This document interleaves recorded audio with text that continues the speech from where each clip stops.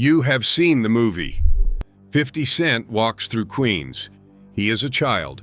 His mother is taken from him before he is old enough to understand why.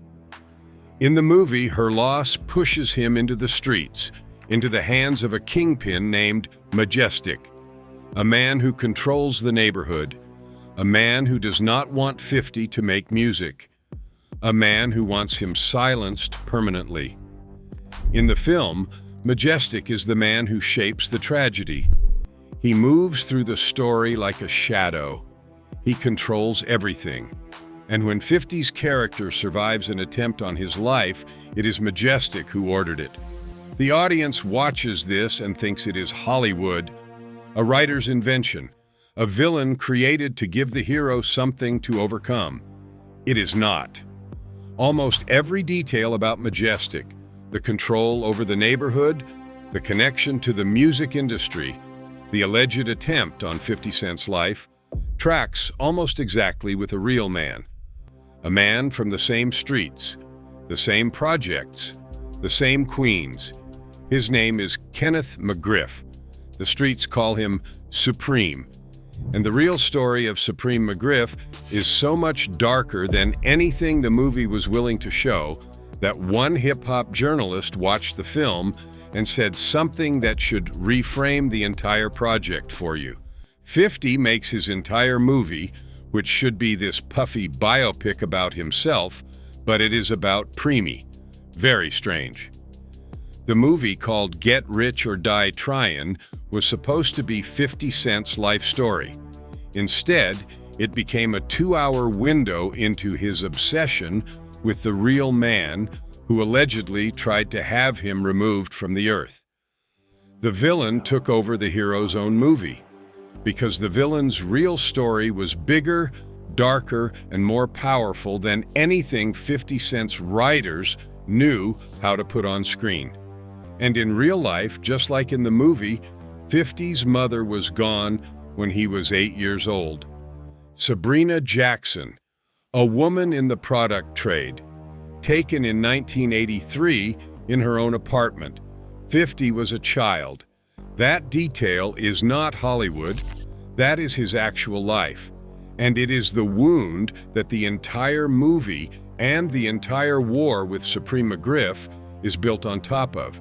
This is the real story behind Majestic. The man the movie could not contain. This is that story. South Jamaica, Queens, the early 1980s.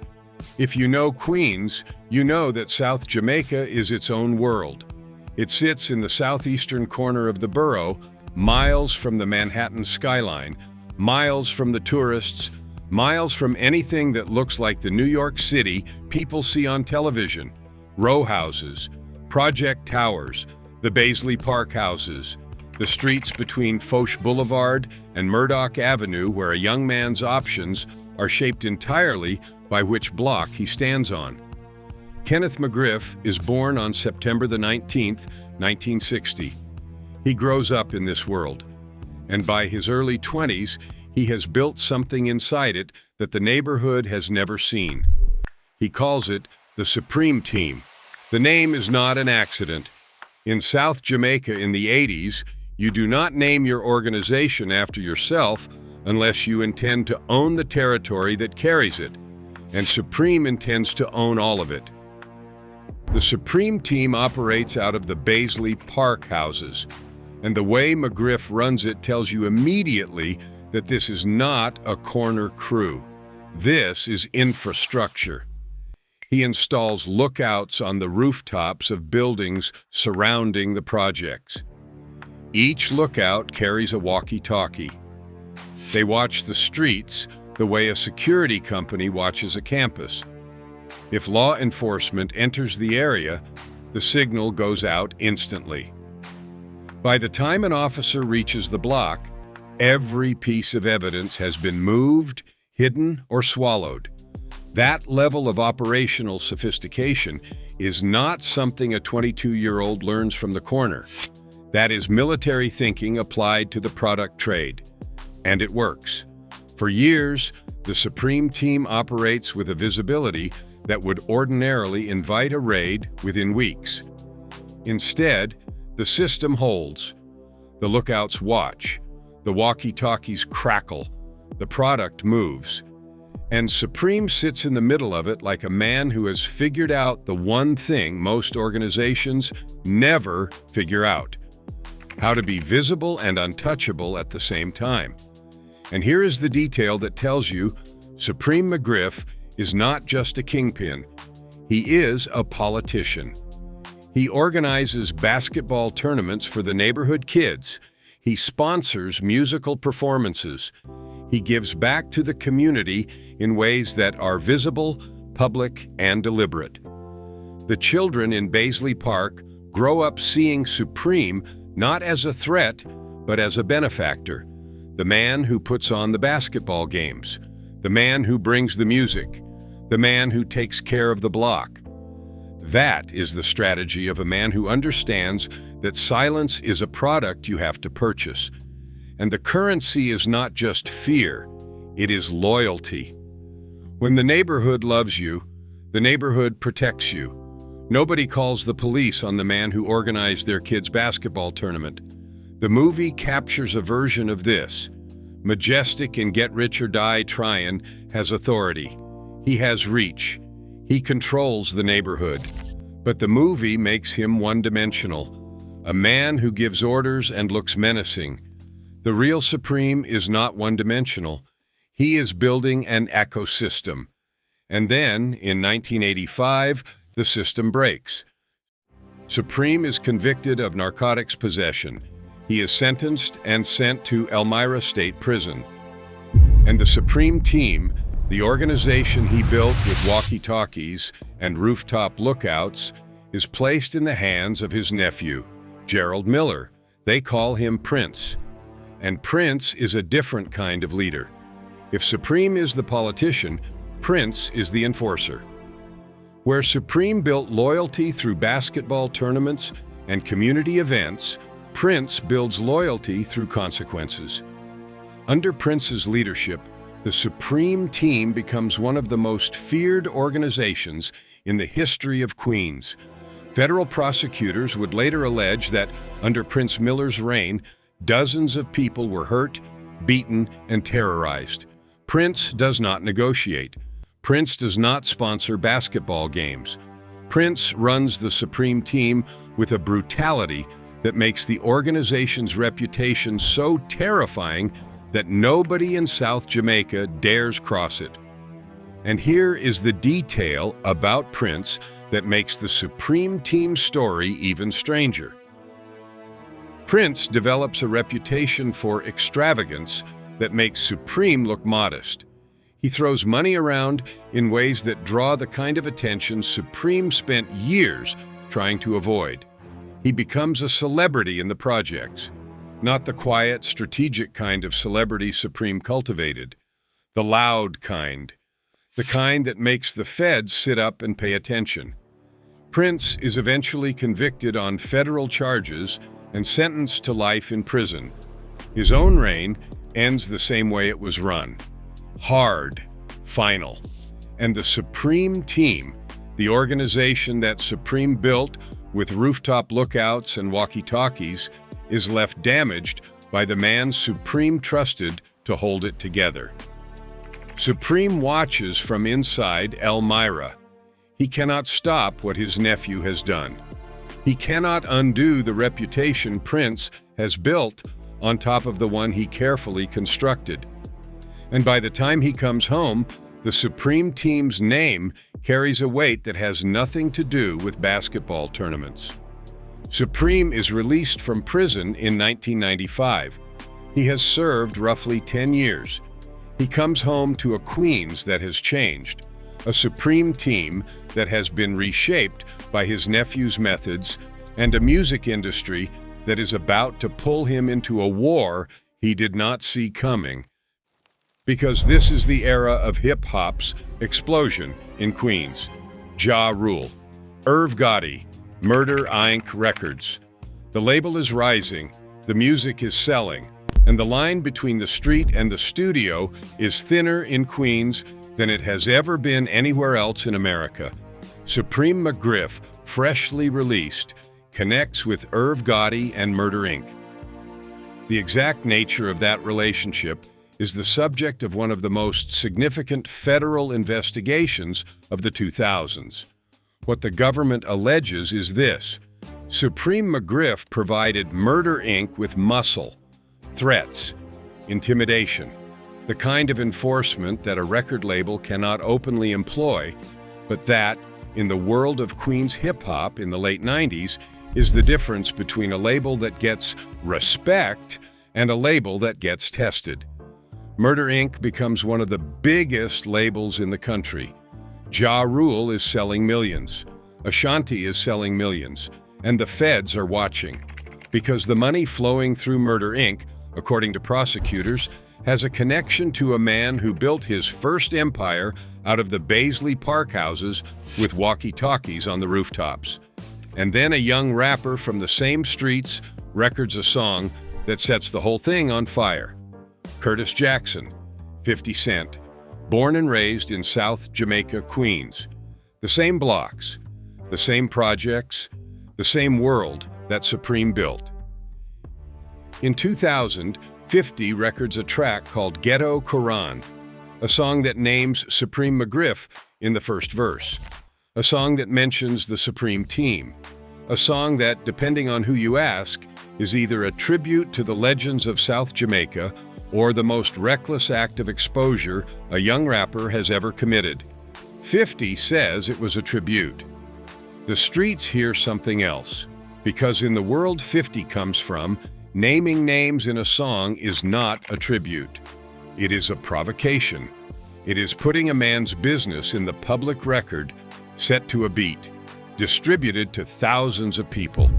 And the man being named, Supreme McGriff, has just spent 10 years in prison and is in no mood to have his name in anyone's lyrics. And here is what makes Ghetto Quran different from every other name drop in hip-hop history. When federal investigators later questioned 50 Cent about Supreme McGriff, according to court documents entered in the Murder Inc. trial, 50 told them to read his lyrics. Read his lyrics. The rapper's response to a federal inquiry is to point the agents toward his own song, the song that names the names, the song that describes the Supreme team, the song that, depending on how you read it, is either a tribute or a roadmap. That moment, that exchange between a rapper and a federal agent, is the moment where hip-hop and the justice system merge into something neither of them was designed for. The lyrics become evidence. The beat becomes a document. And the man who recorded it is either the bravest or the most reckless artist in the history of the genre. The war between 50 Cent and Supreme McGriff begins with that song, and it escalates into something that almost ends 50's life. On May the 24th, 2000, outside his grandmother's home in South Jamaica, Queens, Curtis Jackson is sitting in a vehicle when someone approaches. He is hit multiple times, 9 times in total. His legs, his hand, his face. 1 round goes through his jaw. He survives.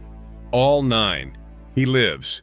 That fact alone rewrites the trajectory of hip-hop, because the story of the rapper who took 9 and lived becomes the most powerful brand in the music industry. It is not a gimmick. It is not a marketing strategy. It is a thing that happened to a real man on a real street in South Jamaica, and it turns Curtis Jackson into the most talked about figure in America. Federal prosecutors would later allege that Supreme McGriff ordered that attempt. That allegation is documented in court filings. It is part of the federal case that would eventually end Supreme's freedom permanently. And here is where the story turns into something that no movie could have scripted. 5 years after surviving 9 hits, 50 Cent makes a movie about his own life. He plays a character named Marcus, and the villain of his movie, the kingpin who controls the neighborhood, The man who tries to stop him from making music is a character named Majestic. Majestic is Supreme McGriff. Everyone in Queens knows it. Everyone in hip-hop knows it. The movie does not say the name. But the character, the world, the dynamic, the attempted silencing of a rapper by a kingpin, all of it maps onto the real war between 50 Cent and Supreme McGriff. And the journalist Ethan Brown, who wrote the book Queens Reigns Supreme about Fat Cat, 50 Cent, and the rise of the hip-hop hustler, watches the movie and says the thing nobody else is willing to say out loud. 50 makes his entire movie, which should be this puffy biopic about himself, but it is about Preemie. Very strange. I am amazed he did that. The hero's own movie is hijacked by the villain, because the villain is more interesting.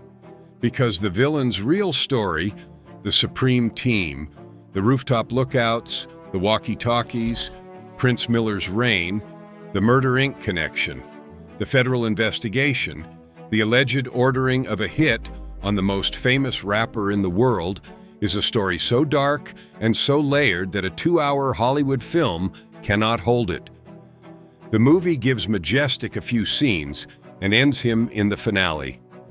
The real Supreme McGriff's ending takes much longer and is much worse, because the feds are not finished with him. In the years following the movie's release, the federal investigation into Supreme McGriff expands. And here is where the story goes deeper than the music, deeper than the movie, and deeper than anything 50 Cent ever put in a lyric. The feds are building 2 cases simultaneously. The first case targets Murder Inc. Irv Gotti and his brother Chris are charged with money laundering. The government alleges that Murder Inc. received funding connected to Supreme McGriff's operation. That a record label selling millions of albums to teenagers across America had financial ties to a man who ran the Supreme Team out of the Baisley Park houses. The Gotti brothers are eventually acquitted, but the investigation tears Murder Inc. apart. The label that was selling millions, that had Ja Rule and Ashanti at the top of every chart, never recovers. The investigation alone, even without a conviction, destroys the brand. Radio stations pull back, advertisers pull back, artists leave. By the time the trial is over, Murder Inc. is a shell of what it was. The feds got what they wanted, not from the courtroom, from the exposure. The second case targets Supreme McGriff directly, and this one is not about music. The government charges McGriff with federal racketeering, distribution conspiracy, and ordering the removal of 2 men. Eric Smith, known as E. Moneybags, taken in Queens in 2001, and Ezekiel Royale, taken the same year. The federal case lays out a portrait of Supreme McGriff that makes Majestic look like a children's cartoon. Wiretaps, the cooperating witnesses, the financial records tracing money from the street through legitimate businesses and back again. The alleged coordination of contract operations from behind the scenes while simultaneously maintaining a public image as a reformed man interested in the music business. The government seeks the ultimate federal penalty against him. They want Supreme McGriff to face the most severe consequence the American justice system can impose. The trial unfolds. The evidence is overwhelming. The jury convicts on all counts. In the end, the jury declines to impose the ultimate penalty. But the judge imposes the next closest thing: life in federal prison. No possibility of parole. The man who built the Supreme Team out of Baisley Park with walkie-talkies and basketball tournaments, the man who connected with Murder Inc. and moved between the product trade and the music industry, the man who allegedly ordered the attempt on the most famous rapper in America, the man who became Majestic in a movie about his own enemy's life in a federal cell for the rest of his natural life, And 50 Cent, the man who survived 9 hits, the man who recorded Ghetto Quran, the man who put Supreme in his own movie and called him majestic. That man went on to sell over 30 million albums worldwide. He built a business empire worth hundreds of millions of dollars. He executive produced television shows. He became one of the most famous entertainers on the planet. Same streets, same projects, same starting line. One of them is in a cell. The other is in a boardroom, and between them sits a movie that was supposed to be one man's story, but ended up being the other man's confession.